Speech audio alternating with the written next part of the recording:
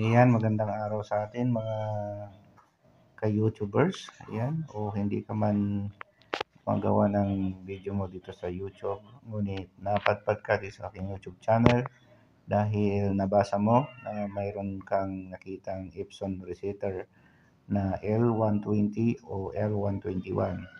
Ayan, yung mga binibigay po natin na Epson receiver ay libre po lahat yan. Wala pong bayad, walang hinihinging registration, walang monthly fee. Ayan, libre po siya.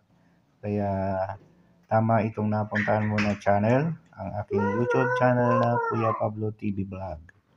Ayan, kung ang hinahanap mong Epson receiver ay L121 or L120, so nasa tamang channel ka. Ayan, ito yung kanyang hiningi, yung Epson L121 boss, sabi niya. So, kapag nag-chat ka sa akin ay wag mo na akong tatawagin boss dahil hindi naman ako boss. Ayan. So, tawagin mo na lang akong Kuya Pablo. Ayan. So, ang hiningi ko sa kanya bago ko sindan ng link para ma-download niya yung receiver na hinihingi niya ay hiningan ko muna siya ng picture na kapag nag-print siya, so kung ano yung message na nagpapakita doon sa kanyang computer na lumalabas sa kanyang screen. Ayan, so hiningan ko siya para make sure ko na talagang kailangan i-reset yung kanyang printer. Ayan, bakit ako humihingi ng picture? Para make sure na talagang kailangan nang i-reset.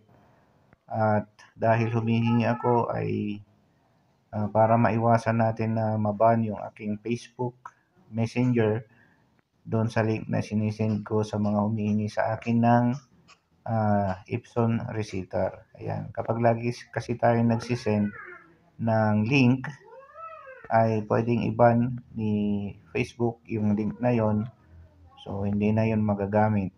Kaya nagdodobli ingat lang ako, kaya ako humihingi ng picture. Kaya I hope na naintindihan mo na kailangan mong mag-send sa akin ng picture para ma-make sure natin na kailangan talagang i-reset yung printer mo.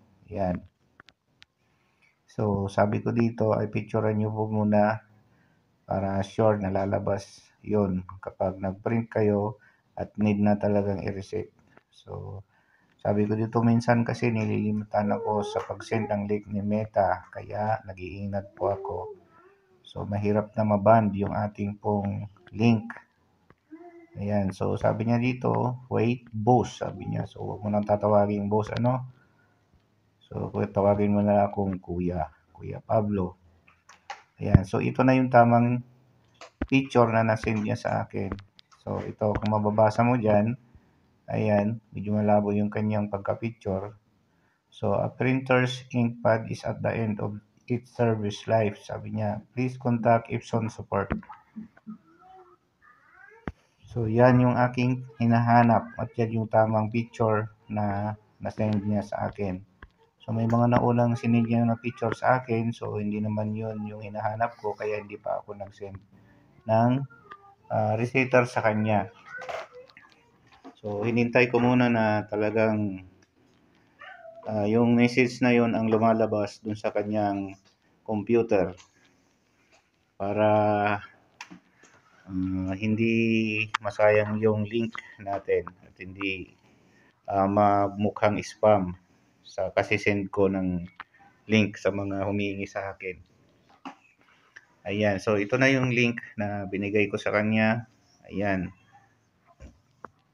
So sabi niya, salamat boss. Ayan, guide mo lang ako sa paano mag-download yan. Hindi pa pala niya alam mag-download. Pero alam niya mag-reset Ayan, ito lang yung nakausap ko na hindi niya alam mag-download pero alam niya mag-reset. Ayan, click and download. So may password na dyan. Binigay ko na rin yung password niya para hindi na siya tanong ng tanong. Ayan. So ito naman yung isang nagpakita raw nung bago niya ma-download yung receiver na hiningi sa akin ay ito yung unang nagpakitang message sa kanya Mediafire. So, hindi po yan yung magpapakita pagka-click natin dun sa link na ibibigay ko po sa inyo.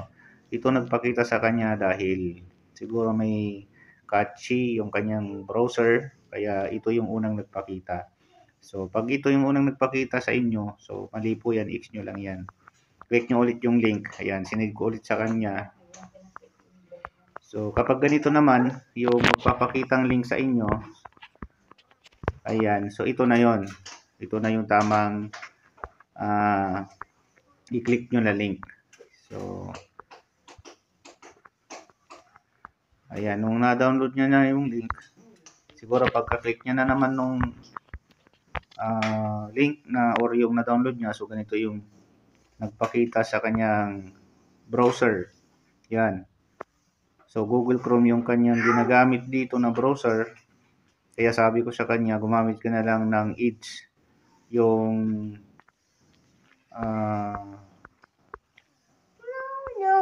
talagang nandun na mismo sa computer niya na hindi niya in-install. Yung built-in na browser ng Windows 11. Yung Windows 11 kasi yung gamit niya dito. So, yan yung mga hindi na process dahil Google Chrome nga yung gamit niya. Hindi niya mabuksan yung files. At ito pa yung isang nag-pop up dun sa kanyang browser na Business Pro Basic. Yan, media file. So, hindi po yan. Ayan. So, naulit na naman yung aming pong pag-uusap dito. So, ito yung tama na link na i-download mo kung sakaling na-send ko na sa iyo yung link. Ayan. So, ito yung suggestion ko sa kanya na gamitin niya yung built-in browser ng Windows 10 or Windows 11, yung Edge browser. So, I hope meron ka naman nun. Ayan. So, opo sir. So, Edge po, sabi niya. So, ayan. Nung ginamit niya na yan, yung Edge browser, at na-reset niya na yata dito dahil sabi niya, okay na boss, nagpasalamat siya. Pero may problema dun sa printer head niya. Yung printer niya, ayan, meron daw putol-putol. Kaya sabi ko naman, you're welcome, sabi ko. Ayan, sa kanya. At tinanong niya anong dahilan bakit putol-putol yung print ng printer niya. Sabi ko naman baka wala nang laman yung kanyang ink tank o kaya kailangan ng i-cleaning yung nozzle ng kanyang printer. Kaya tinuruan ko ulit siya. Ayan, nilinis niya yung printer niya. Then, nung nalinis na niya, ay ito na, nagbigay siya ng 100 pesos dun sa aking GCash. Ayan. So, yan na rin ay bilang digital pasalamat niya sa akin na natulungan ko siya ma-reset yung kanyang printer. Ayan, 100 pesos. Donation niya yan para kung sakaling may hihingi pa sa akin ng resetter, ay meron tayong pang-load syempre at matulungan natin na naman yung ibang hihingi sa atin. Sakaling ikaw yung natulungan ko, itong 100 pesos na to, kaya ko na-send yung link sa'yo ay galing yan sa kanya. Napang-load ko yan para i-send yung link ng receiver na hinihingi mo. So, yan lang. Give and take lang. Yan. Kung ikaw makapag-donate ka rin ng halagang 100 or kung gusto mo mas malaki, yung mas maganda, mas marami tayong mabigyan. Ayan. So, optional lang yan, yung pag-donate na yan, pero nakakatulong din tayo sa iba. At masigit sa lahat, ay para mas makatulong pa tayo, share mo itong video na to na napanood mo. At syempre, pa-likes na rin, pa-comments, para mas isa-suggest pa ni YouTube ang ating videos sa nangangailangan ng mga Epson receiver na kagaya mo at kagaya ng iba. Ayan. So, ito na yung resulta ng kanyang pag-reset sa kanyang printer. Ayan, mayroong lapse line, yung kanyang magenta na kulay. Pero okay na yan. Pag na-cleaning pang isang beses yan, okay na. Magkukumpleto na yung kulay niya. Ayan, so salamat sa iyong panunood. At kung gusto mong makakuha ng link na to, or gusto mong makakuha ng resetter, paki-message mo na lang ako sa aking Facebook page. Nandito sa ibaba ng description ng video na to. So, click mo na lang yon at message mo ako sa aking Facebook page, Kuya Pablo TV Vlog. Ayan. So, huwag mong kalimutan mag-subscribe sa aking YouTube channel. Huwag kalimutang i-share ang aking video. At doon din sa aking page, huwag kalimutang mag-follow at mag-likes at mag-comment. At hanggang dito na lang. Salamat sa iyong panunod. God bless. Hanggang sa muli. Bye-bye.